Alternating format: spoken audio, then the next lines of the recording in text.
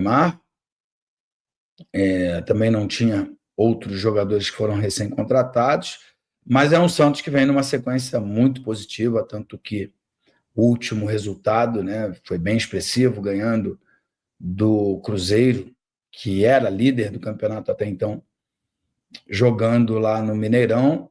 Então isso encheu os torcedores do Santos de expectativas para esse jogo, tanto que ele será realizado no Morumbi, né, onde o estádio que tem uma capacidade para mais torcedores. Há quem diga que o Santos tem mais torcedores na capital paulista do que propriamente lá na Baixada Santista, onde fica a sede, estádio do Santos, né, uma cidade lindíssima, a cidade de Santos.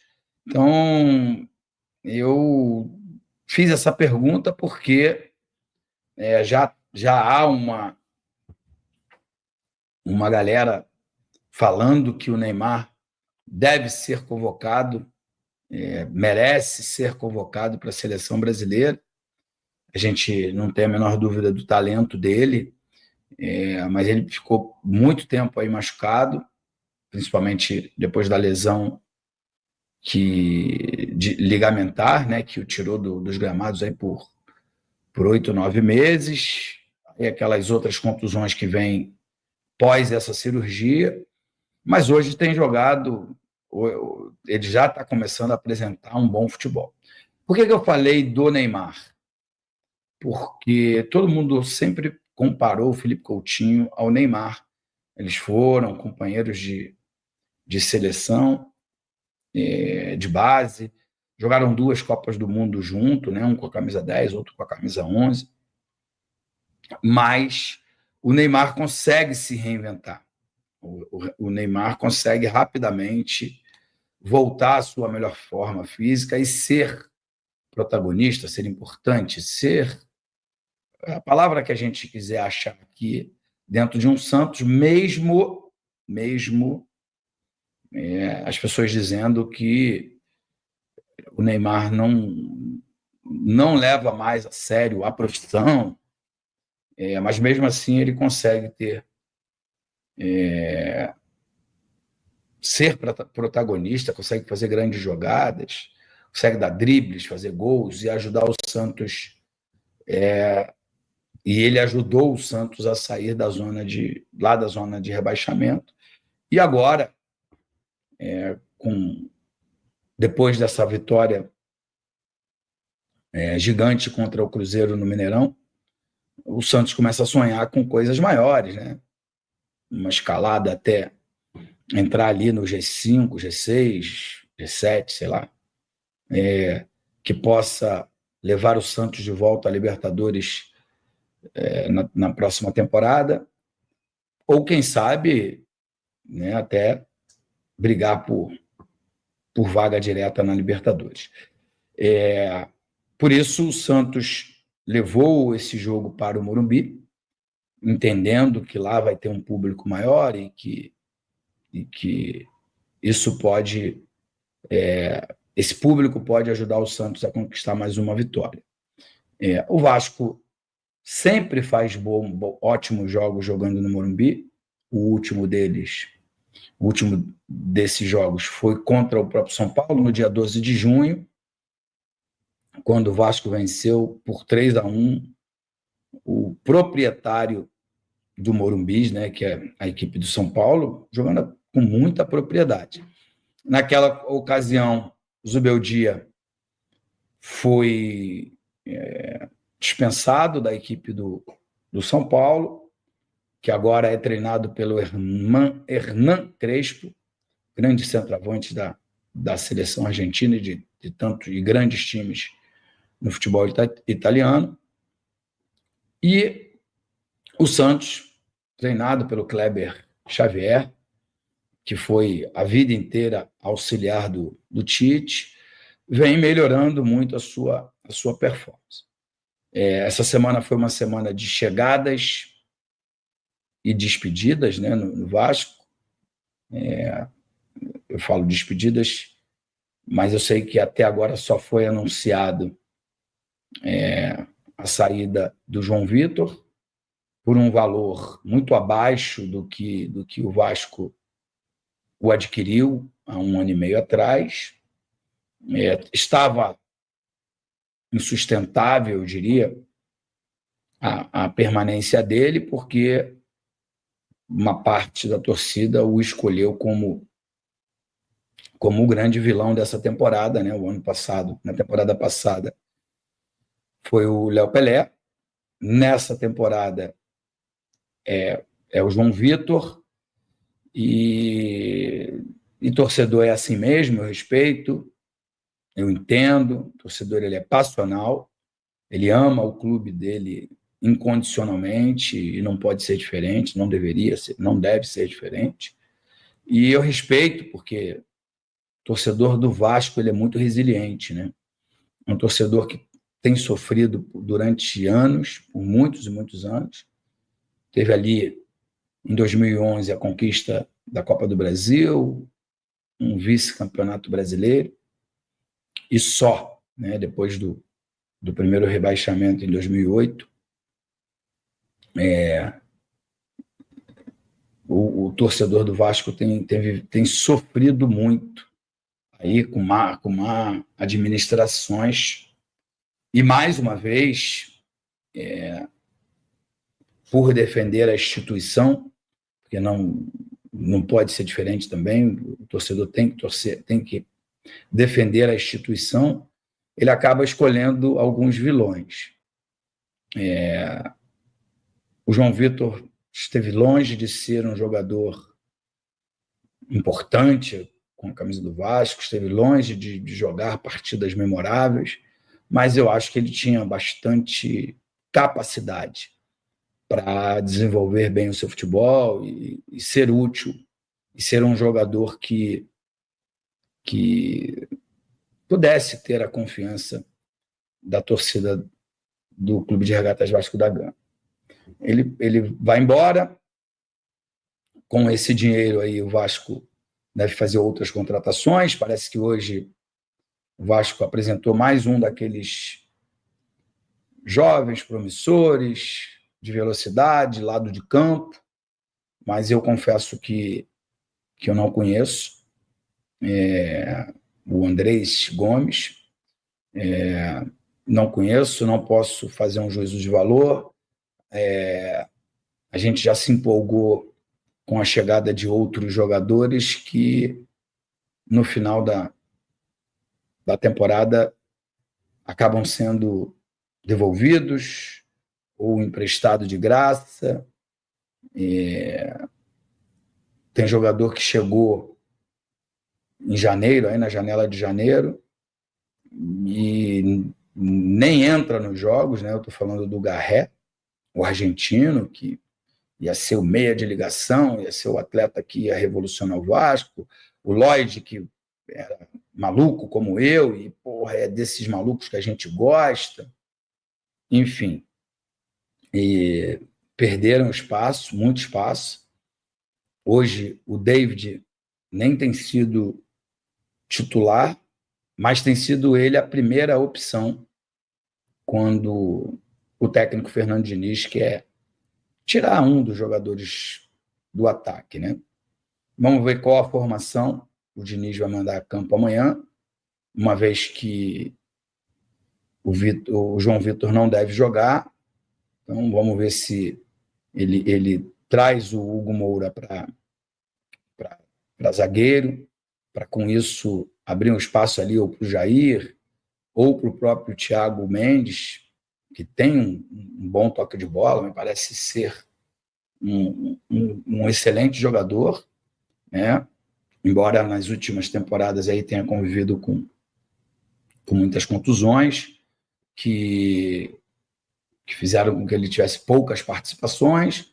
Até agora o clube não se manifestou se ele não pode ser titular ou se é apenas uma opção, se ele não pode, que eu digo por questões físicas, né? Ou se é uma opção do técnico Fernando Diniz, mas sempre que ele entrou, ele me pareceu melhor do que os demais jogadores. O Tietê tem jogado boas partidas, e a partir daí do meio para frente não há muito mistério, né?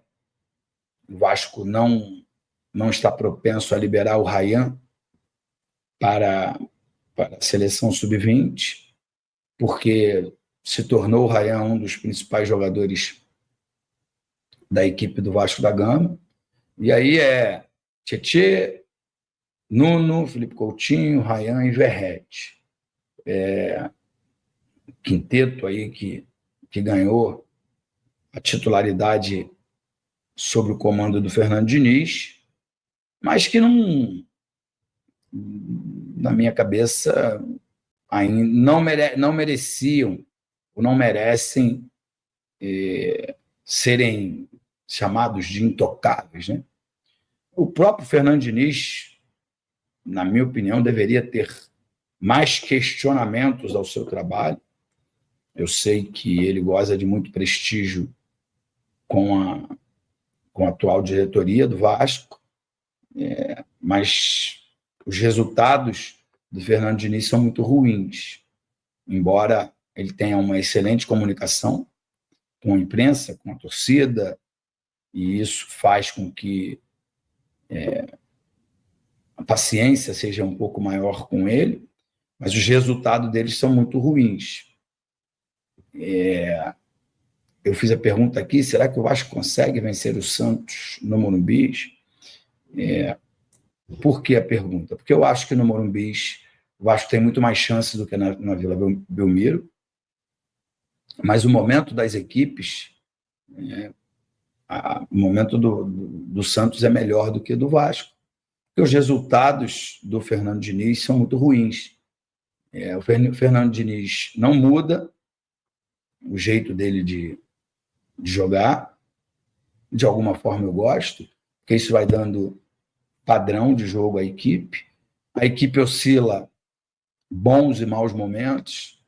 O Vasco tem poucos goleadores, né, desse quarteto, quinteto, que eu citei aí, que são jogadores que conquistaram a confiança do Fernando Diniz para começarem as partidas, ou pelo menos a maioria delas. Só o Verratti é artilheiro. Eu acho que o Ryan tem capacidade, tem disposição, garra, tem futebol para ser o segundo artilheiro, mas acho que é preciso mais. E aí, quando o Verratti, que amanhã não, no domingo, estará suspenso, quando o Verratti não joga, quando o Verratti joga, as pessoas criticam porque ele tem dificuldade aí de fazer 1-2, de fazer a parede, enfim. Amanhã ele não vai jogar, provavelmente o centroavante da equipe deve ser o Ryan, e aí vai ter espaço para que o Fernando Diniz coloque ou o David, que tem sido o jogador mais usado aí como opção, ou botar mais um volante, jogar ali fechadinho, alguém que possa fazer uma marcação mais atenta ao Neymar, para que ele não jogue sozinho, né? Mas eu estou bem curioso de como vai se comportar a equipe do Vasco da Gama contra o Santos no Morumbi sem o Verratti. Eu sei que eu falo isso muitas vezes aqui no canal, e as pessoas até me sacaneiam aí, que eu só tenho essa frase pronta, embora eu não goste de frase prontas, mas casa que falta o pão, todo mundo briga e ninguém tem razão, né? No caso, o Vasco não está brigando, nós